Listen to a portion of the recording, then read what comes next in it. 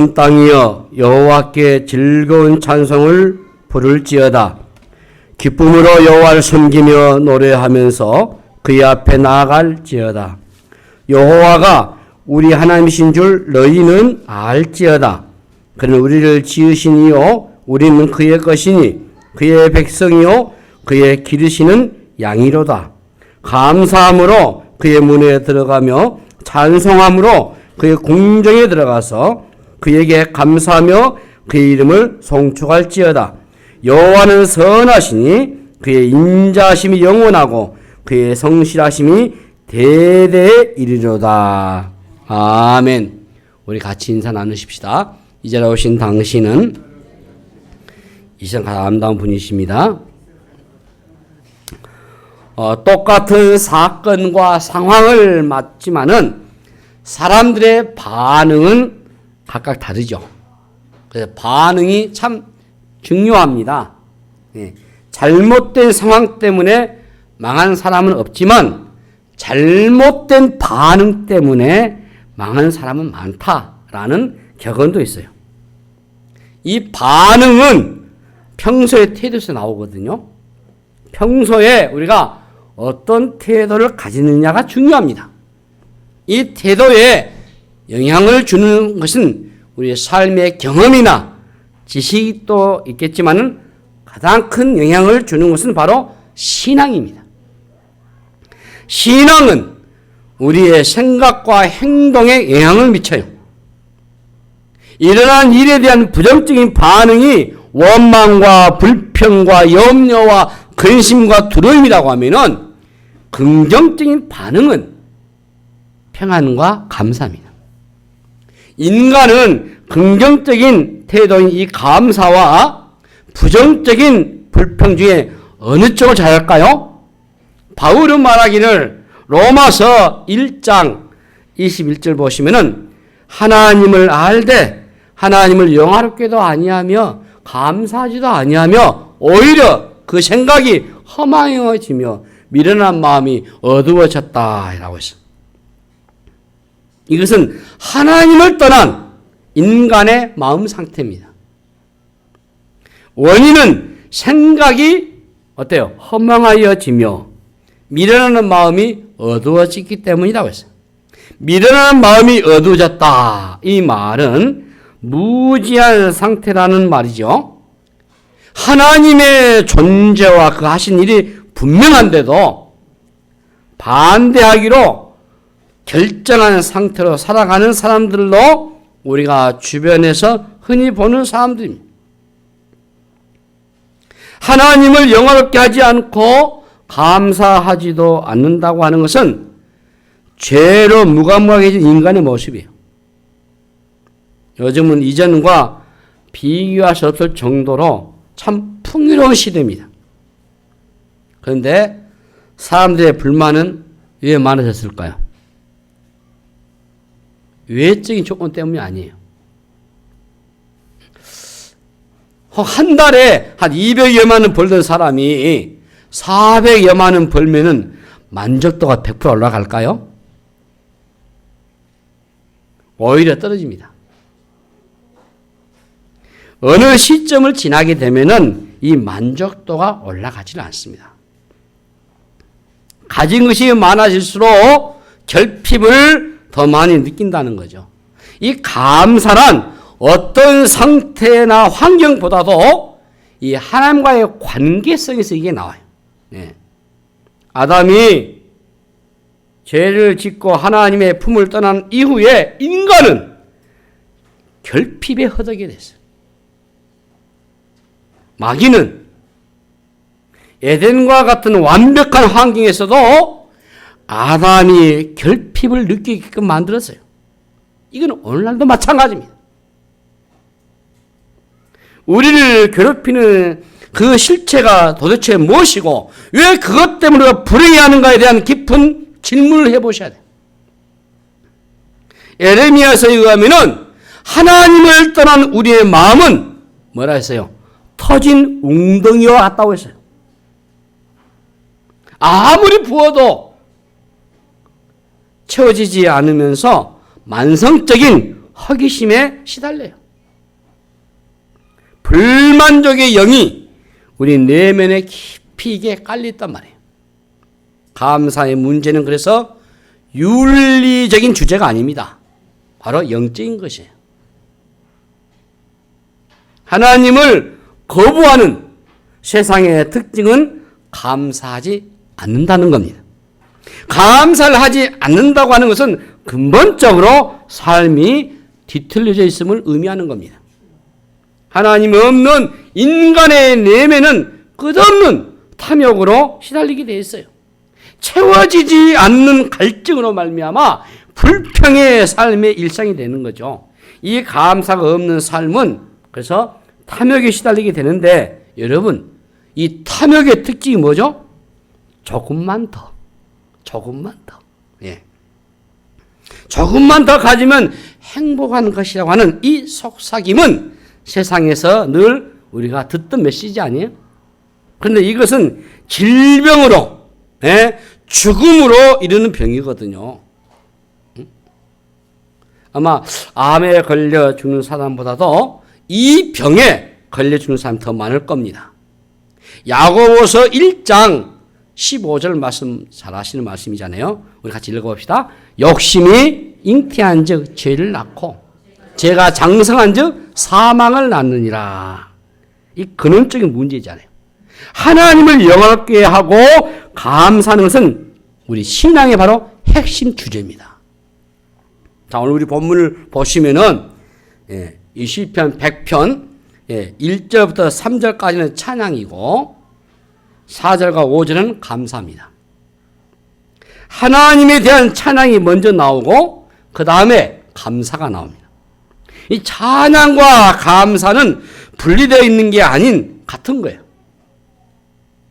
예배의 핵심이 무엇입니까, 여러분? 예배의 핵심이 바로 찬양과 감사거든요. 모두 하나님께 초점이 맞춰져 있어요. 하나님에 대한 찬양이 넘치면은 감사가 따라오는 거예요.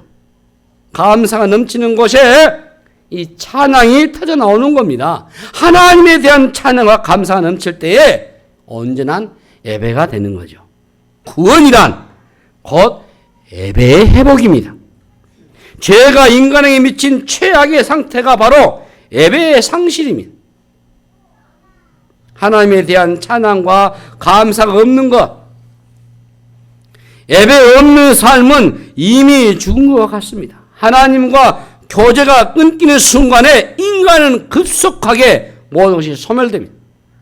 그냥 육으로만 사는 게지 그 육도요 영과 단절된 상태이기 때문에 이미 죽은 몸이죠. 그 몸으로 할 수 있는 것은 죄를 짓고 사는 것뿐이에요. 예배를 잃어버리게 되면은 모든 것을 잃어버리는 거죠. 이 시편의 시인은 여기서 찬양과 감사로 넘치는 예배를 소개하고 있습니다. 자, 1절을 우리 같이 읽어봅시다. 1절 온 땅이여 여호와께 즐거운 찬송을 부를지어다. 여기서 온 땅이여 이스라엘만이 아니고 온 땅을 말하죠. 자, 2절 읽으십시다. 2절 기쁨으로 여호와를 섬기며 노래하면서 그 앞에 나아갈지어다. 하나님에 대해서 크게 외치고 노래하는데 즐겁게 기쁨으로 하는 겁니다. 이 시편에서 우리가 느낄 수 있는 분위기가 어떤 겁니까?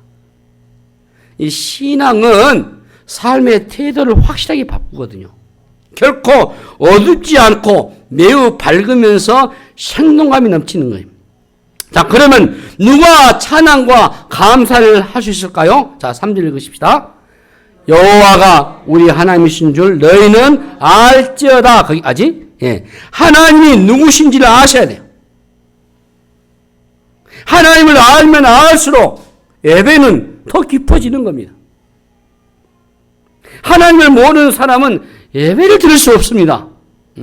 하나님이 누구신지를 바로 알면 알수록 예배가 깊어지고 찬양과 감사는 더 놀랍게 일어나게 되는 겁니다. 그러면 하나님이 어떤 분이십니까?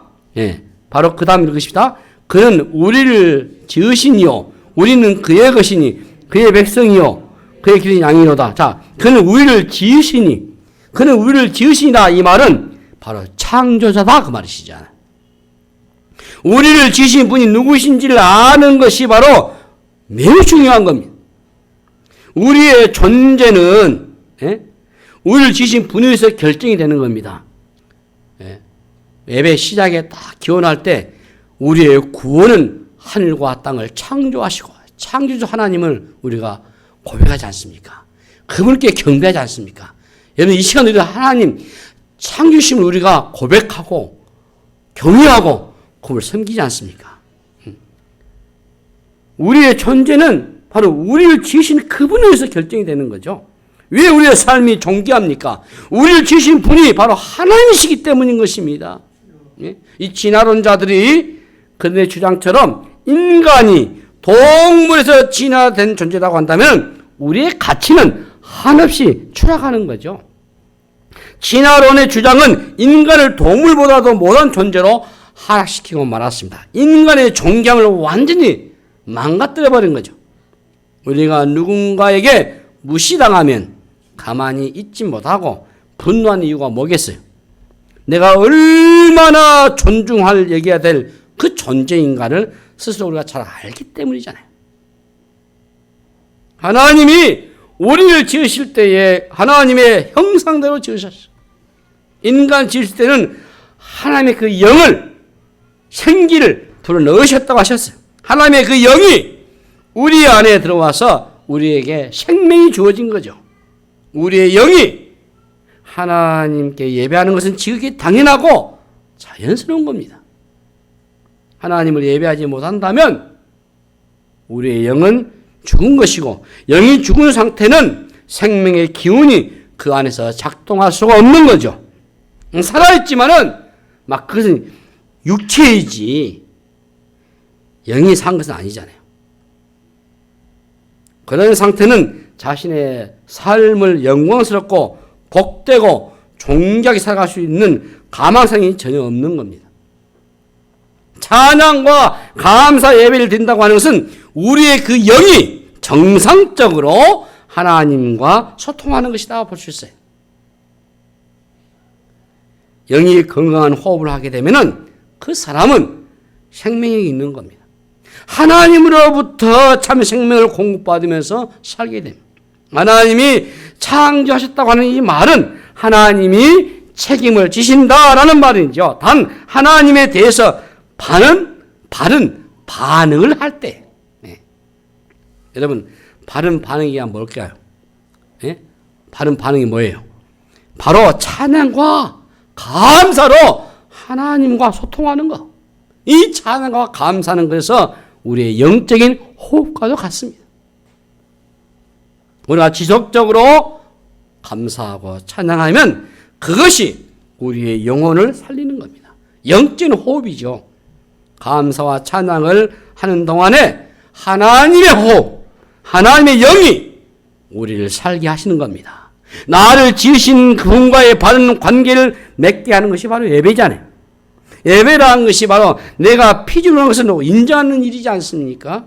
피조물은 스스로 살아갈 수가 없어요. 창조하신 분과의 바른 관계를 통해서만이 온전한 삶을 살 수 있는 겁니다. 우리는 하나님을 높이면서 살도록 그렇게 지음을 받았어요. 구원받는 우리가 하나님과의 영적인 교통을 계속한다고 하는 것은 이 창조물로서의 회복의 절대적인 필요 요소인 것입니다. 로마서 12장 1, 2절을 보실 때 여러 주에 제가 설교를 했습니다마는 우리 구원받는 자들에게 일어난 우리의 첫 번째 반응이 바로 예배인 겁니다. 하나님을 하나님으로 알고 그분에 대한 바른 반응을 할 수 있다고 하는 것은 여러분 은혜 중에 은혜고 감사 중에 감사인 줄로 믿습니다. 우리 신자의 최고의 특징이에요. 여호와가 우리의 하나님이신 줄 너희는 알지어다. 하나님은 우리를 지으신 분이셔. 또 하나님 어떤 분이십니까? 여호와가 우리 하나님이신 너희는 알지어다. 그는 우리를 지으시니요 우리는 그의 것이니 그의 백성이요 그의 기신 양이다. 3절에 계속 하나님은 우리의 목자 되신다고 하셨어요. 우리는 그분의 양이죠. 양은 오직 목자에게만 속해 있어요. 이 3절에 여기서 기르신다 이 표현이 매우 적극적인 행위이지 않습니까? 하나님은 우리에게 필요한 것을 다 주셔요. 기도 응답을 잘 해주지 않는다라고 혹 여러분들이 불평할 수 있을 것 같습니다만은 한번 곰곰이 생각해 보십시오. 하나님은 우리가 구하기도 전에 이미 주신 것들이 셀 수 없이 많아요. 하나님은 우리를 그냥 내버려 두신 분이 아니시고 참 지혜로운 양육자이십니다. 우리의 필요를 다 채워주신 분이십니다. 부모가 자녀를 기를 때 보면은 부모의 적극적인 가르침이 없었다면은 자녀는 잘할 수 없다는 것을 알 수 있어요. 자녀가 배불리 먹고 나서야 자기의 밥을 먹는 엄마들의 모습에서 하나님의 마음을 배우지 않겠습니까? 하나님이 이스라엘 대해서 그렇게 행하셨잖아요. 네? 하나님은 수동적으로 우리를 돌보시는 분이 아니셔요. 우리의 삶에 하나님의 손길이 닿지 않는 곳이 없습니다. 전적인 하나님의 돌보심으로 오늘 저와 여러분이 여기 있다고 봐요. 네, 돌아보면은 우리의 재주와 능력과 실력을 산 게 아니에요. 네? 우리를 기르신 그분을 위해서 지금 우리가 이 자리에 있다고 하는 사실을 여러분 기억했으면 좋겠어요. 아니 생각하고 믿기를 바랍니다, 여러분. 우리를 기르신 분에 대해서 마땅한 우리의 태도가 그래서 감사뿐이에요. 네? 하나님의 존재를 무시하고 감사하지 않는 자의 특징은 자화자찬하는.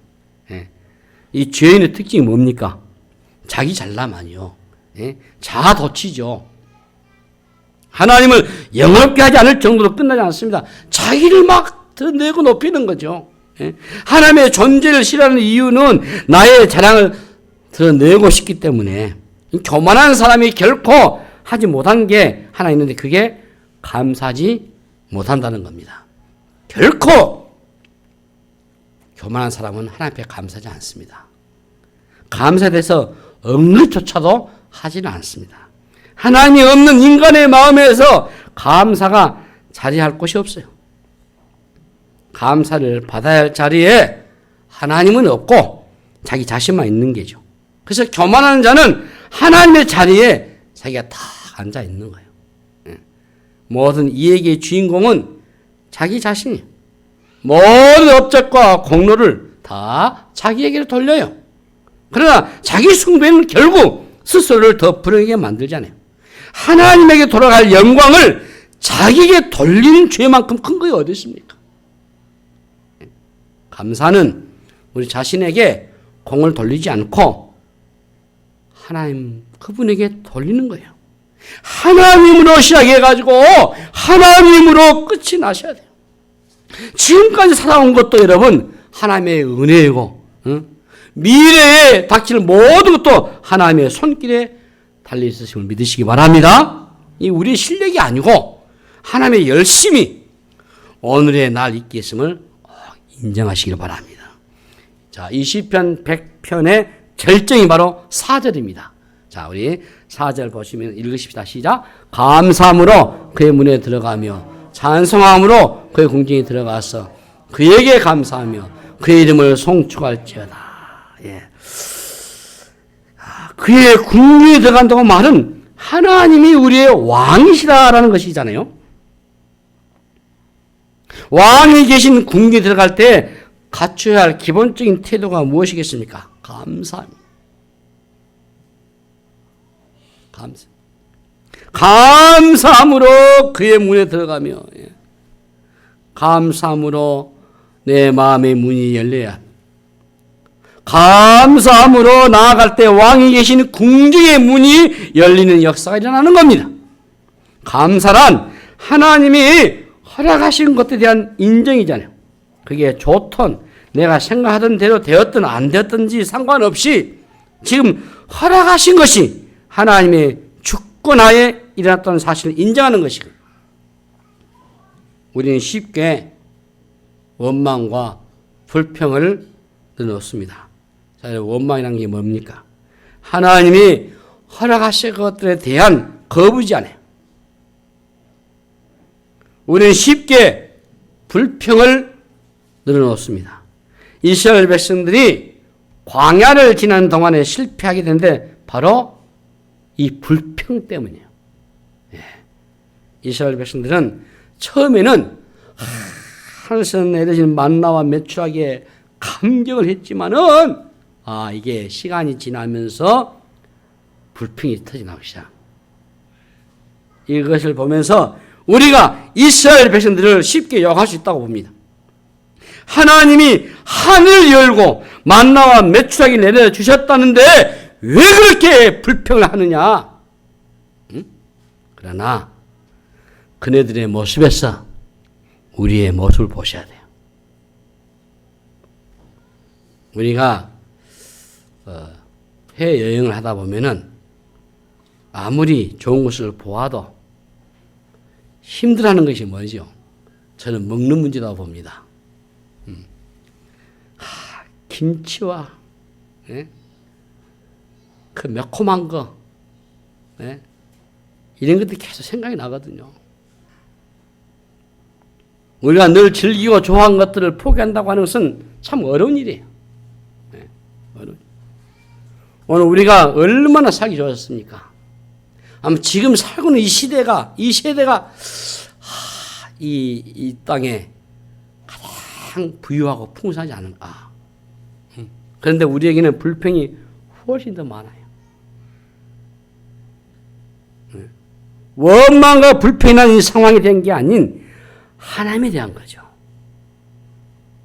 노골적으로 말하지는 않겠지만은 그러나 환경을 허락하신 하나님에 대한 불만이죠. 이 원망과 불평을 하는 이스라엘 백성들에 대한 하나님의 심판이 얼마나 강력합니까? 이 무서워요.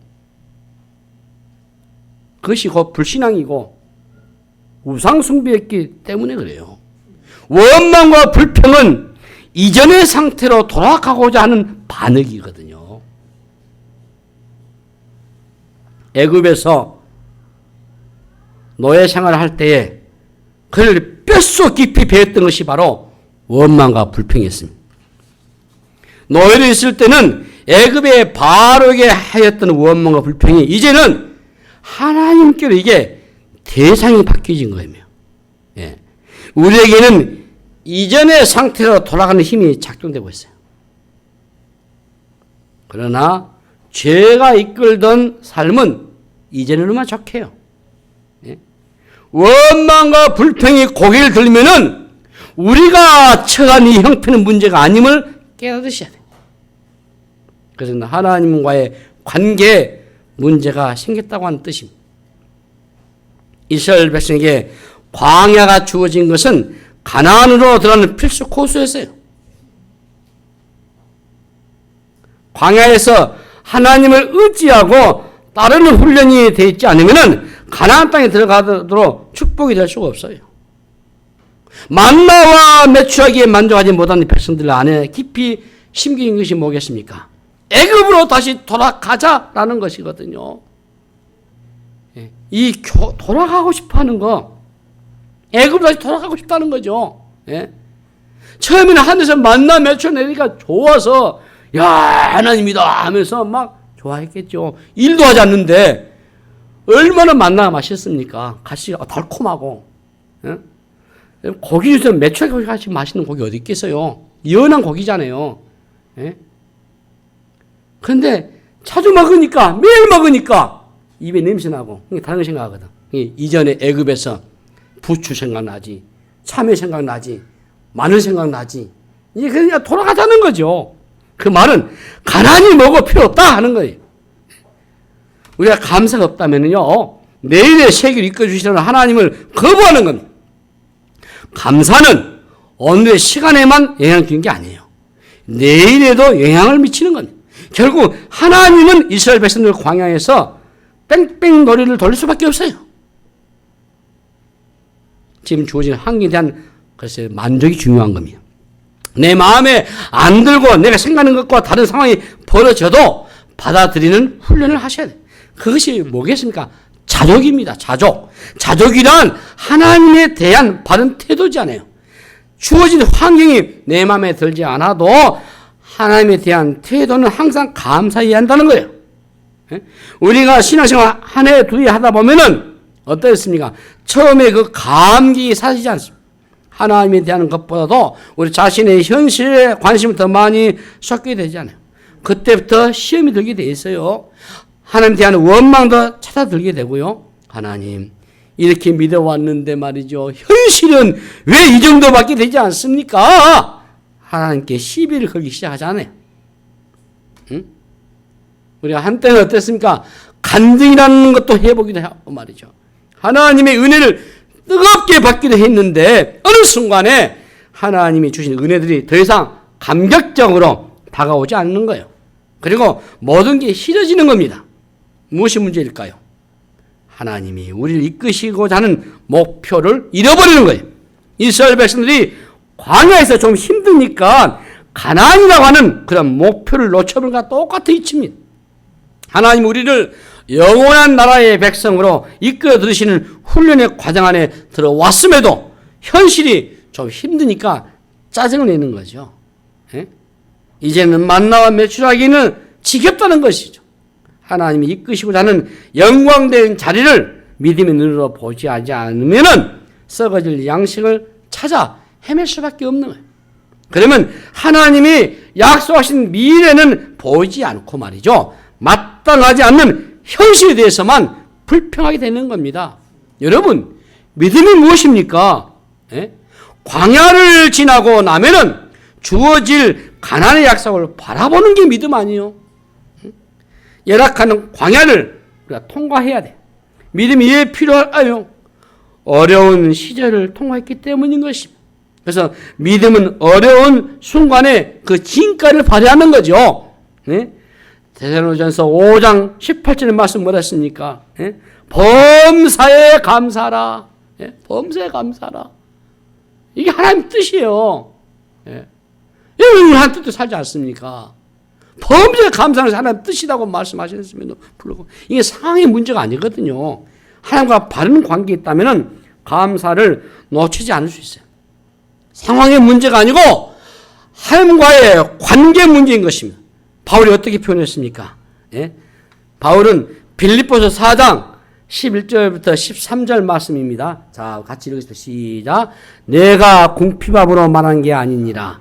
어떤 형편이든지 나는 자족하기를 배웠노니 나는 비천에 처할 줄도 알고 풍부에 처할 줄도 알아. 모든 일, 그 배부름과 배고픔과 풍부와 궁핍에도 처할 줄 아는 일체의 비결을 배웠노라.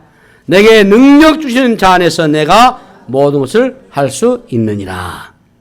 신앙의 절정이란 어떤 상황과 처지들이 날 흔들어놓을 수 없는 태도를 가진 상태를 말하는 것입니다. 하나님이 우리에게 기대하시는 것은 상황에 따른 변덕스러운 태도가 아니고 어떤 상황에도 하나님에 대한 변함없는 태도를 드러내는 것입니다.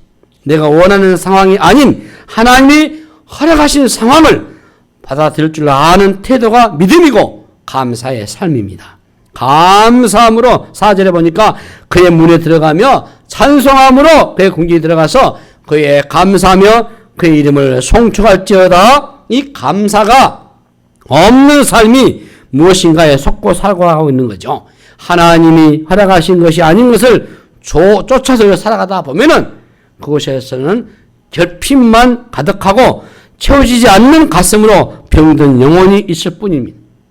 감사하는 삶이란 우리의 삶 전체를 회복시키는 일인 것입니다. 감사가 없는 예배는 의미가 없어요.